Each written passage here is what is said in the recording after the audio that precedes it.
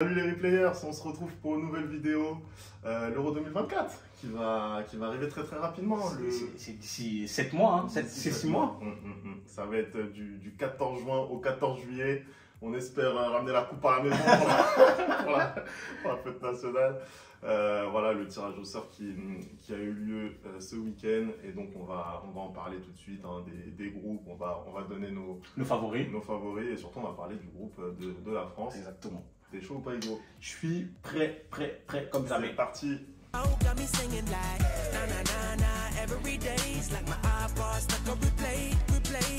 Alors on va commencer cette vidéo. On connaît le groupe de la France, c'est le groupe D avec les Pays-Bas et l'Autriche. Et puis un dernier adversaire qui n'est pas encore connu. Ouais, barragiste. Ouais, c'est ça. Qu'est-ce que tu penses toi déjà de ce groupe par rapport à celui qu'ils avaient eu lors du précédent Euro? Qu'est-ce que tu en penses? Je pense que déjà pour la première année, pour la première compétition, on ne peut plus dire cette année D. Hein, je pense que ça y est, elle est terminée un peu. Parce que le groupe est assez relevé. Même sans connaître le dernier du groupe qui va être barragiste, du coup, on a un groupe assez relevé, assez compétitif, étant donné que tu as la présence des Pays-Bas qui étaient déjà dans le groupe de la France pour les qualifications de l'Euro et qui termine deuxième. Et tu as aussi l'Autriche qui, dans ce même groupe, qui a fini deuxième de son groupe de qualification avec la Belgique. Et ils ont fini deuxième, mais de fort belle manière. Hein, donc on a un groupe pour la France qui est très relevé. Cependant, je suis désolé, encore une fois, on ne va pas être chauvin. La France part en grandissime favori de cette compétition. C'est ça. De par son vivier, de par ses qualifications aussi, de par les talents immenses qu'il y a dans cette équipe-là.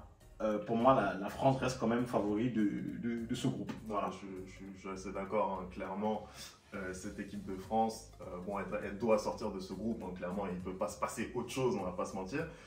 Après, voilà, ça va commencer avec un match contre l'Autriche.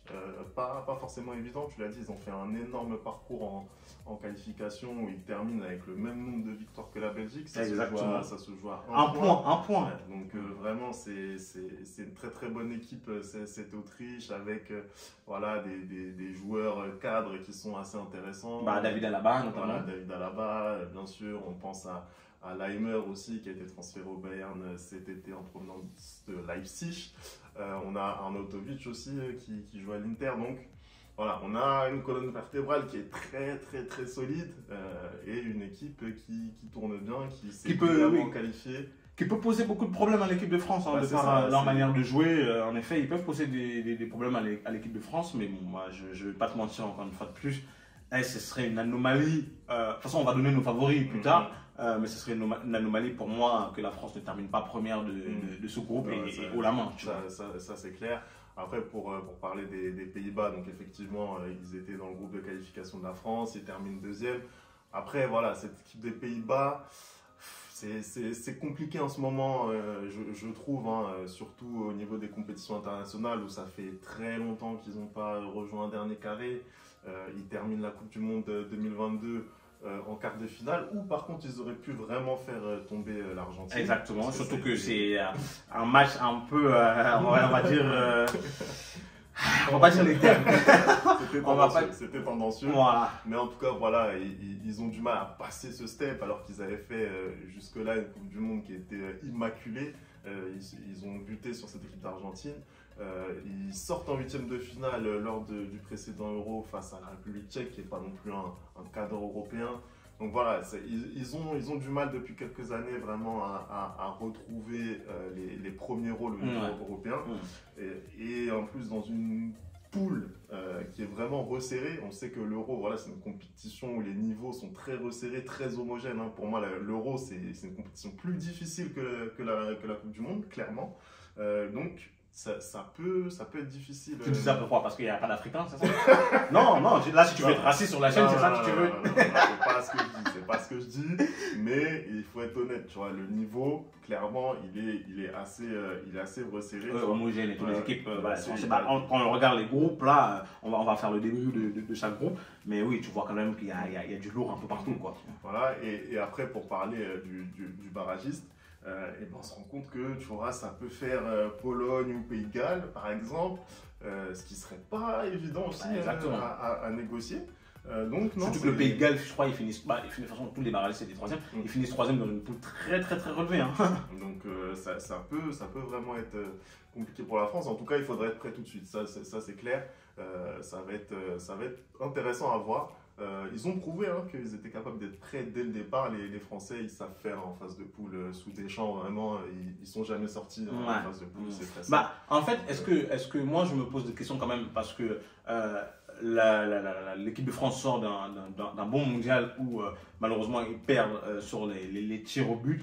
On a notre sélectionneur qui estime que c'est de la loterie.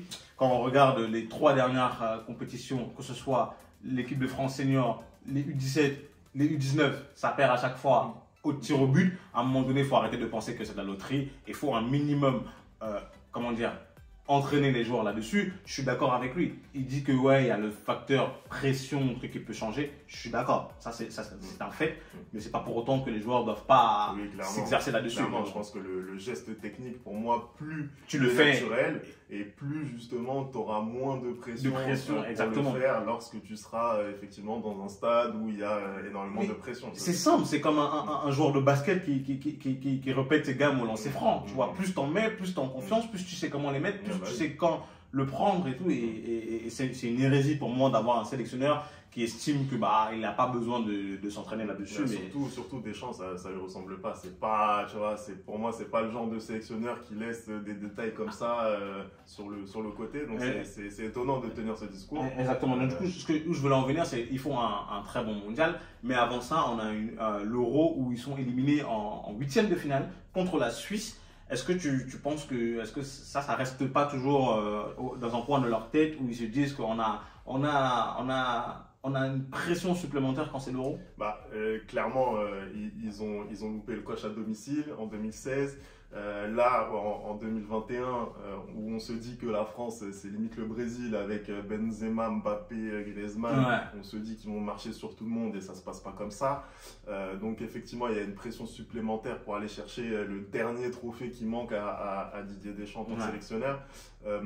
Après, effectivement, tu l'as dit, au niveau du parcours qui va attendre les Français durant cet Euro, parce que le tableau, on le connaît, ça peut être compliqué. On s'aperçoit que s'ils terminent premier de la poule, ils vont rencontrer le deuxième de la poule dans laquelle il y a le Portugal et la Turquie, notamment, et la République tchèque. Donc, ça va être un gros adversaire dès les 8e de finale, avec potentiellement un quart de finale face à la Belgique. Exactement. Donc ça peut être très compliqué et là ça pourrait se jouer à pas grand chose au tir au but. Donc c'est pour ça que effectivement pour moi ils ont tout intérêt à aller bosser les tirs au but parce que là ça va être des matchs à mon avis qui vont être très chauds. Donc au-delà du tirage difficile du groupe, je pense que le tableau, la compétition va être assez très difficile pour les Français, ce qui n'a pas forcément été le cas au Qatar ou même lors du dernier Euro. Donc là, ils ont été surpris un peu par la Suisse, mais la Suisse, tout le monde s'attendait à ce que la France batte la Suisse, on va pas se mentir. C'était le cas à 10 minutes. Voilà. À 10 minutes près, c'était le cas. Ouais, mais le match, on s'en rappelle, il a été très difficile. Ils ont été menés. Avant les 2 buts de Karim, c'est vrai que c'était très compliqué. Ça a été très compliqué. Donc voilà, je pense que ça va être un chemin semé d'embûches pour les Français. Mais quand même, à minima, sortir de cette poule, pour moi, c'est le service minimum. C'est obligé, et même premier de la poule. Bon, on va voir les autres groupes. On va commencer par le groupe A avec le pays hôte, l'Allemagne, qui hérite de la Hongrie, de l'Écosse et de la Suisse. Toi, qu'est-ce que tu penses de ce groupe qui est très, à mon avis, très piégeux pour l'Allemagne au vu de leur dernière sortie? Très piégeux, tu l'as dit. C'est vraiment un groupe. Déjà, tirer la Suisse en chapeau 4, je trouve que c'est vraiment t'es pas verni. Et tirer l'Écosse aussi en chapeau 3. Après, l'Écosse, je mettrai un petit bémol parce que eux, en compétition internationale, je les trouve jamais. Pour moi, ils passent à travers. Tu sais, l'Écosse sort, si je me trompe pas, l'Écosse sort du groupe de l'Espagne en 2e position. ils sont pas ridicules. C'est quand même 5 victoires, 2 matchs nuls et une défaite dans le match de... Ils sont pas ridicules. Après, je sais que historiquement... Et ils ont battu l'Espagne. Ils ont du mal à prouver dans les grandes compétitions en phase finale. Ouais. C'est quelque chose de récurrent pour les Écossais. Après, heureusement que c'est les phases de groupe là. Voilà, c'est ça. Mais en tout cas, même en passant les phases de groupe, c'est compliqué pour l'Écosse. T'as aussi la Hongrie qui est dans ce groupe-là, qui est sortie première de son groupe, elle. Voilà. Dans un groupe avec la Serbie notamment et le Monténégro. C'est un groupe entre, entre pays de l'Est, entre voisins. Et donc, ils avaient posé aussi pas mal de problèmes à la France lors du dernier Euro. Exactement. Les Français, ils avaient fait match nul contre eux après avoir couru après le score. Donc, c'est une équipe très très sérieuse aussi, la Hongrie. Donc, avec une Allemagne qui n'est pas forcément sereine, qui vient de changer de sélectionneur, puisque Nagelsmann est arrivé, je pense que ça peut être très très compliqué pour cette équipe allemande si ça ne s'enchaîne pas bien. Leur dernière sortie, je pense que c'est contre la Corée ou le Japon, je me souviens plus, où ils font une défaite. Avant aussi, c'était une défaite, c'était un match nul. En fait, cette équipe d'Allemagne ne dégage plus cette impression de force qu'il y avait dans les belles années de Toni Kroos notamment. Ils sont un peu plus en difficulté. Après, j'ai envie de penser quand même que le fait que ce soit à domicile, ils vont se surpasser et sortir de cette poule-là. Mais c'est une poule très très compliquée. Pour moi, c'est l'une des poules les plus compliquées de cet Euro-là. Et en fait, là, comme ça, si tu me dis de faire un classement qui sort de la poule, c'est compliqué. Je te mens pas, je ne sais pas. Ah, c'est dur. D'ailleurs, je pense qu'on va le faire. Qui sort de la poule selon toi? C'est dur à pronostiquer. Moi je mettrais quand même l'Allemagne. Je peux pas penser qu'après ce qu'ils ont vécu au Qatar, donc une sortie au premier tour, je peux pas imaginer qu'ils passent encore à travers à domicile. Je peux pas le croire. Donc je vais quand même dire Allemagne en 1. Moi je vais dire Suisse en 2. Parce que eux pour le coup ils sont extrêmement réguliers notamment en compétition. Et après je pense que la Hongrie peut sortir en meilleur troisième. Je pense qu'ils peuvent sortir. Donc je les vois 3e et Écosse 4. Okay. Ça, je suis assez sûr. Je pense que là pour ça je suis totalement d'accord avec toi sur l'Allemagne. Ils vont sortir parce que c'est quand même à domicile. Ils ont à cœur de se racheter aussi des dernières sorties qu'ils ont fait ou des dernières compétitions. Donc je mets Allemagne en 1, je mets Suisse en 2 comme toi aussi. Après Hongrie, Écosse, je sais pas trop, mais bon, j'aurais tendance quand même à mettre l'Écosse en 3e et la Hongrie en 4e. Ok, on verra ça. Le groupe B, pour moi c'est le groupe de la mort. C'est le groupe de la mort. Clairement, on va pas se raconter de ça. On a Espagne, Croatie, Italie et Albanie. C'est un groupe très très relevé. Qu'est-ce que tu penses de ce groupe, toi? On est sur un groupe, comme tu l'as dit, très très relevé, notamment avec le vainqueur en titre, à savoir l'Italie, mais qui depuis justement son titre a des résultats assez, comment je pourrais qualifier c'est en dents de scie. En dents de scie, exactement, merci. On ne sait pas trop sur quel pied danser avec cette équipe italienne qui a du mal, qui ne s'est pas qualifiée pour la Coupe du Monde. Là, exactement, là qui passe à ça des 3e de sa poule de qualification.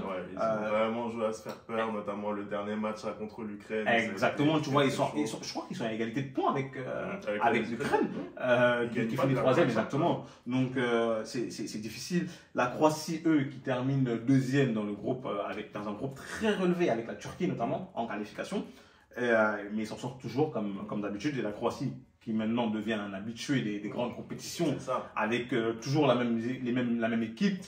Un Modric, j'ai l'impression qu'il ne va jamais vieillir. C'est exactement ça. Et moi, je pense que cette Croatie, justement, même si elle est vieillissante, je pense qu'elle sera là. C'est pour ça que je pense qu'il y aura de la casse dans ce groupe. Je pense qu'il y en a un entre l'Espagne et l'Italie qui va passer à la fin. Exactement. Et pour le coup, on a une Espagne qui, après quelques années de tâtonnement, revient à son meilleur niveau. On a vu là pendant les qualifications, c'était très très lourd. D'ailleurs, elle fait partie, pour moi, je crois qu'on va le donner à la fin, de mes potentiels vainqueurs de la compétition. Comme tu l'as dit, pour moi, c'est aussi c'est clairement le groupe de la mort de cet Euro-là. Et moi, ce que je vois, je ne vais pas te mentir, je vois l'Espagne en premier. je vois la Croatie en deuxième et je vois l'Italie finir troisième. Ouais, je suis assez d'accord. Et l'Albanie en quatrième. Peut-être sur l'ordre entre la Croatie et l'Espagne, peut-être j'ai un léger doute, mais clairement je vois Espagne et Croatie sortir. Je pense que en fait l'Italie aujourd'hui, il leur manque vraiment cette confiance au niveau international. On s'aperçoit qu'en fait il n'y a pas beaucoup de joueurs sur lesquels justement ils peuvent compter et s'appuyer dans les gros matchs. Je pense que c'est ça vraiment la différence avec l'Italie qu'on a pu connaître notamment dans les années 2000, où vraiment là en termes de qualité d'effectif vraiment ils perdent énormément. Ouais. Aujourd'hui le joueur pour moi frisson qui est vraiment capable de faire des différences, c'est Chiesa qui pareil joue un petit peu avec les blessures aussi, ouais. Donc c'est très compliqué. Après, il ne faut pas non plus vendre la peau de cette Italie-là parce que je pense que personne ne les attendait à l'Euro 2020, pardon. Et finalement, ils font une très bonne compétition. Ils gagnent. Ils gagnent. Je pense qu'il n'y a personne qui les attend là. On est surpris parce qu'ils surprennent l'Angleterre. Et finalement, ils remportent la compétition. Donc, je suis d'accord. En plus, ils ont un parcours pas facile. Ils ont été malmenés aussi en demi-finale contre l'Espagne lors du dernier Euro. Bon, ils s'en sortent. Ils s'en sortent. Voilà, ça reste une bonne équipe l'Italie, mais déjà, je pense pas qu'ils vont conserver leur trophée. Et je pense que là, dans cette poule, ça risque d'être très difficile. Donc, allez, sur le jeu de pronostic, je dirais quand même Croatie en 1 par rapport à ce qu'ils ont montré lors des derniers tournois internationaux. Espagne en 2, Italie 3 et Albanie 4. Ok. On passe sur le groupe C, le groupe de l'Angleterre. L'Angleterre qui se retrouve avec le Danemark, la Slovénie et la Serbie. Qu'est-ce que toi tu penses concernant ce groupe? Est-ce que c'est enfin la bonne année pour les Three Lions? Moi, je vais te dire sincèrement, je pense que c'est la bonne année pour l'Angleterre. Je pense que là, ça fait trop de fois qu'ils... Parce que, effectivement... Ils se rapprochent de plus en plus. Voilà, ils se rapprochent de plus en plus. C'est ça qui est intéressant avec cette équipe d'Angleterre. On les a longtemps raillés dans les années 2000 en disant que voilà, ils avaient toujours les meilleurs joueurs, mais qu'ils faisaient absolument rien en compétition. Depuis l'arrivée de Southgate, on s'aperçoit qu'ils sont extrêmement réguliers en phase finale de grande compétition. Pour moi, il leur manque rien. Il leur manque rien pour gagner enfin un trophée. Ils font demi-finale de Coupe du Monde en 2018. Ils font finale du dernier Euro. Ils font quart de finale contre la France lors de la dernière Coupe du Monde. Donc ils sont vraiment très proches à chaque fois de remporter le trophée qui leur fait défaut maintenant depuis je ne sais pas combien d'années, pratiquement 60 ans. Donc, moi je les vois aujourd'hui, voilà, ils ont le fameux Jude Bellingham qui marche sur l'eau clairement. Le transfert de l'été, rappelons-le. C'est important de le dire. Donc, ils ont des individualités qui fonctionnent, voilà, des Bukayo Saka, vraiment des joueurs qui sont très forts. Tout ça, pour moi, ça me fait penser qu'ils sont favoris de cette compétition. Sur ce groupe, je pense qu'il n'y a aucune équipe en mesure de les mettre en danger. Non, tu ne peux pas dire ça. Moi, je pense qu'il faut quand même faire attention au Danemark qui fait une très bonne campagne de qualification. En fait, le Danemark, moi, je les trouve décevants par rapport à l'équipe qu'ils ont et par rapport aussi à ce qu'ils ont fourni aussi au Qatar. Où pour moi, je les ai trouvés vraiment en dessous de leur potentiel. Je suis désolé. Vraiment, cette équipe du Danemark, moi, elle me déçoit de plus en plus. Et c'est pour ça que je pense qu'ils ne vont même pas mettre en difficulté cette équipe d'Angleterre. Pour moi, il y a un gap entre l'Angleterre et les autres équipes du groupe. Voilà, c'est ça. Je pense que pour le coup, le Danemark va avoir pas mal de difficultés à se qualifier. Donc, pas facile à pronostiquer derrière l'Angleterre, je pense. Ouais. On a moins parlé de la Slovénie et la Serbie, je crois, qui finissent aussi, qui finissent deuxième et troisième de leur groupe. Je pense que la Serbie peut poser des problèmes dans ce groupe avec l'Angleterre, mais bon, je vois quand même l'Angleterre et le Danemark clairement en premier et en deuxième dans ce groupe. Moi, je serais un peu plus mitigé. Moi, je vois quand même la Serbie. Ouais, je vois un petit coup, je vois plutôt la Slovénie. Ah, Slovénie. Moi, je vois plutôt la Slovénie, donc je dirais Angleterre 1, Slovénie 2. Je dirais, allez. Attends, tu veux mettre le Danemark en dernier? Serbie 3, Danemark 4. Non, je vois pas le Danemark. Non, moi, je vais pas te mentir, je vois Angleterre, Danemark, Serbie et Slovénie en 4. Est-ce qu'on a déjà fait le pronostic pour le groupe de la France ou c'est ça qu'on n'a pas pronostiqué. Donc on va rapidement, je pense que France en premier. Je vais quand même dire Pays-Bas en deuxième, Autriche en troisième. Même si on ne sait pas encore c'est qui le barragiste, comme tu as dit, ça peut être la Pologne ou le Pays de Galles.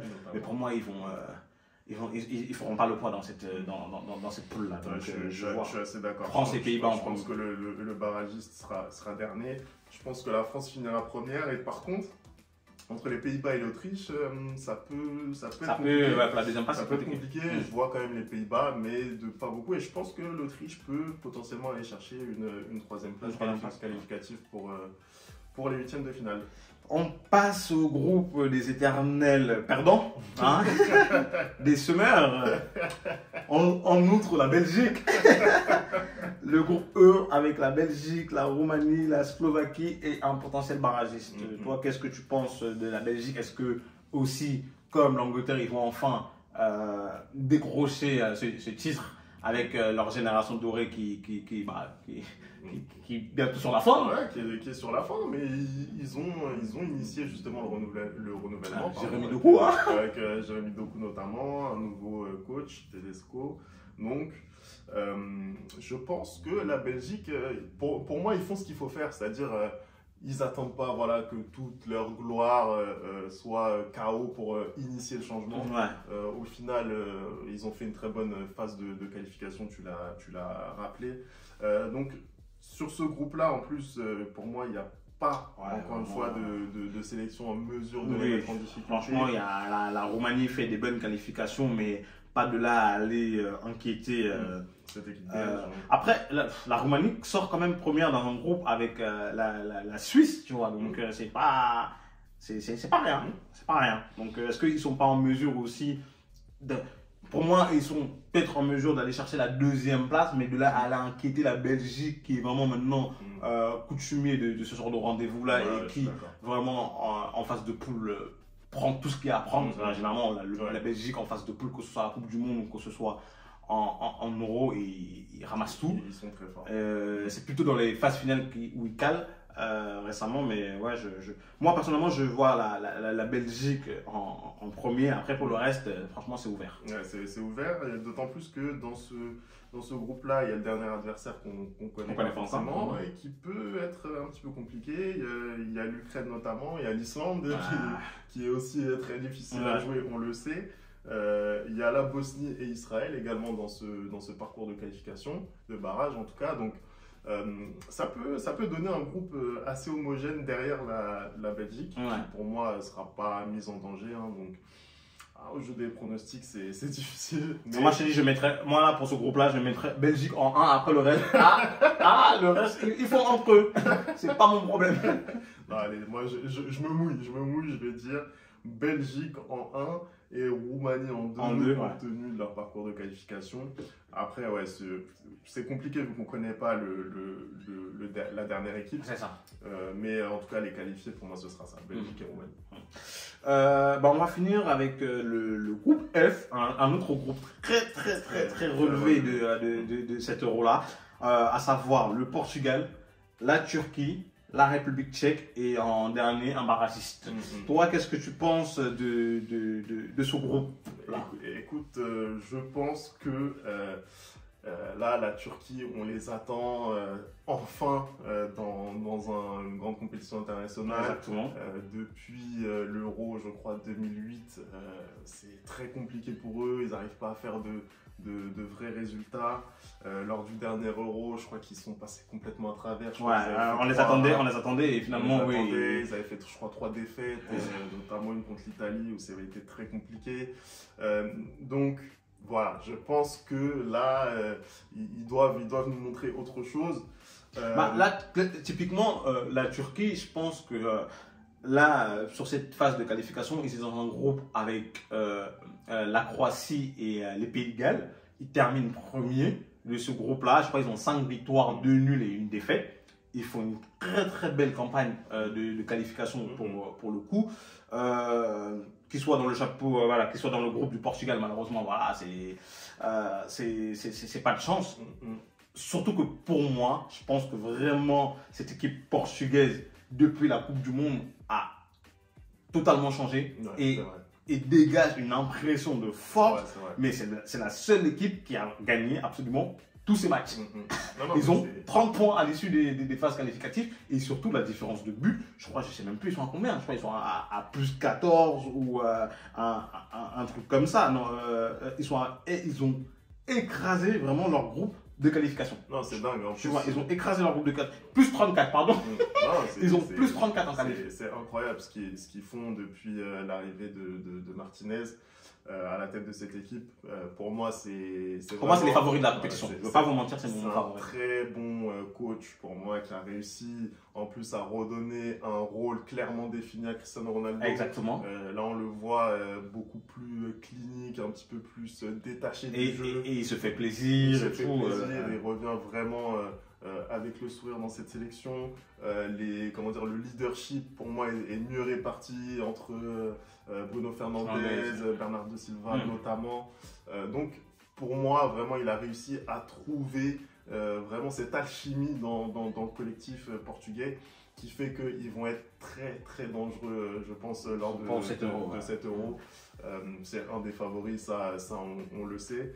Mais il y a aussi la République tchèque dans ce groupe. Exactement, qui a aussi fait une bonne campagne de qualification, qui termine, si je ne m'abuse, deuxième de leur groupe. Mais en ça, je pense quand même que les deux favoris de la poule, moi je vois le Portugal en 1 et je vois la Turquie en deuxième et la République tchèque en troisième, même si en effet, comme tu disais, le barragiste là dans ce groupe, ça peut être qui? Non, pour moi, les barragistes, forcément, ils seront quatrième. Il y a le Luxembourg qui n'a pas encore joué de compétition internationale. Ce serait une première pour eux si jamais ils arrivaient à se qualifier. Il y a le Kazakhstan, il y a la Géorgie et il y a la Grèce. Donc clairement, je pense que si on a la Grèce dans le groupe, ça peut mettre un peu de trucs entre la Turquie et la Grèce. Voilà, exactement. On se rappelle aussi de l'Euro 2004 avec le Portugal et la Grèce. Exactement. Ça peut être tendu. Ça peut être tendu. Donc voilà, mais globalement, il n'y a pas d'équipe susceptible de faire changer la hiérarchie pour moi. Je tenterais comme toi, je dirais Portugal en 1 et Turquie en 2 sur ce groupe-là. En général, pour toi, sur cette compétition-là, qui sont tes favoris? Typiquement, moi j'ai Portugal vraiment favori de cet Euro. J'ai l'équipe de France, bien évidemment, vu l'équipe qu'il y a, et j'ai l'Espagne, et dans une moindre mesure, tout à l'heure tu disais l'Angleterre, mais moi je pense toujours que ce ne sera pas la bonne année pour eux. Mais je les mettrai en 4e favori. Moi je suis d'accord avec toi sur la France et le Portugal. Pour moi, ce sont les deux gros favoris de la compétition, mais je mets l'Angleterre à ce niveau-là. Moi, l'Angleterre, je les vois vraiment très forts. Ils ont été très réguliers sur les 6 dernières années en grande compétition. Ils ont montré qu'ils étaient là dans les grands rendez-vous. Il manque certes le dernier step à passer.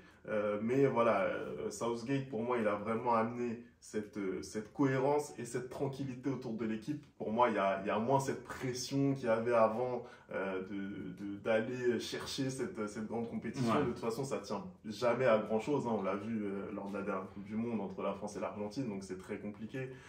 Mais non, moi, l'Angleterre, je les vois vraiment au niveau à la fois de la France et du Portugal, en sachant qu'ils n'ont pas eu le bonheur de soulever un trophée depuis très longtemps.